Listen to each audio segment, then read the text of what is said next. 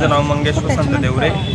दिनांक 16 ऑगस्ट 2026 माझी बॉम्बे हायकोर्टची क्लर्क या पदासाठी परीक्षा झालेली आहे. तर त्या परीक्षेमध्ये सर्व्हर प्रॉब्लेम, कीबोर्ड प्रॉब्लेम, त्यानंतर माऊस, त्यानंतर चालू परीक्षेमध्ये गोंधळ असा म्हणता येईल की त्यांनी जो युजर आय डी दिलेला होता तो युजर आय डी टाकल्यानंतर प्रत्येकाची परीक्षा ही एका वेळेस चालू न झाली.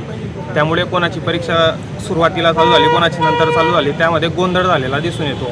आता माझ्या बाजूला जो मुलगा होता त्याचा युजर आय डी पासवर्ड चुकल्यामुळे त्याने म्हणजे परत एक्झाम चालू झाली त्याची आणि थोड्या वेळानं त्याचा PC बंद पडला.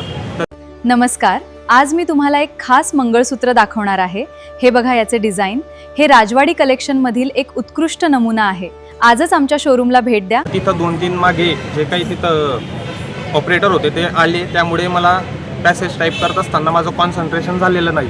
तर ते कॉन्सन्ट्रेशन न झाल्यामुळे माझ्या बाजूला ते थोडं मी घाबरलो पॅसेज टाईप करताना.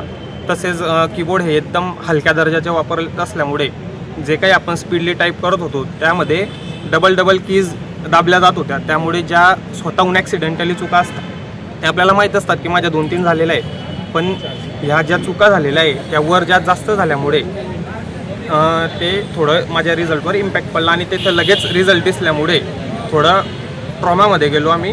त्यानंतर आम्ही ठरवलं की आपण बोलू, आपण काही करू, पण त्यासाठी आम्हाला काही तीव्र आंदोलन वगैरे करायची गरज नव्हती. आमची न्यायालयीन प्रशासनावर म्हणजे पूर्ण भरोसा आहे. ते री एक्झाम घेतील अशी आम्हाला आशा आहे. प्रशासनाकडून काय मागणी? आता आमची मागणी अशी आहे की ती एक्झामिनेशन झाली पाहिजे आणि न्यायालयाने ती स्वतः कंडक्ट केली पाहिजे.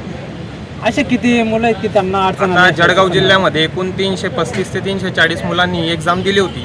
त्यामध्ये जर रेग्युलर एक्झाम चांगल्या पद्धतीने पार पाडली असती तर त्या ठिकाणी पास व्हायचा आकडा हा 100 असला पाहिजे होता, पण तो त्या ठिकाणी 10 ते 15च मुलं ही एक्झाम पास करू शकले. माझं नाव मंगेश वसंत देवरे. उच्च न्यायालयाची जी भरती आली 16 ऑगस्ट आता सध्या रिसेंटली, त्याच्यामध्ये टायपिंग टेस्ट झाली आणि त्या टायपिंग टेस्ट दरम्यान फर्स्ट टाईम ऑनलाईन घेण्यात आली. पुन्हा विजिबल झाला आणि तो व्यवस्थित, आणि त्याच्यामध्ये विजिबल न झाल्यामुळे बऱ्याच मुलांना टाईप करताना खूप अडचणी आल्या आणि जवळजवळ 98 म्हणजे 95% मुलं त्याच्यात फेल झाली. त्यामुळे आम्ही तेच सदर निवेदन देण्यात आलो आहे.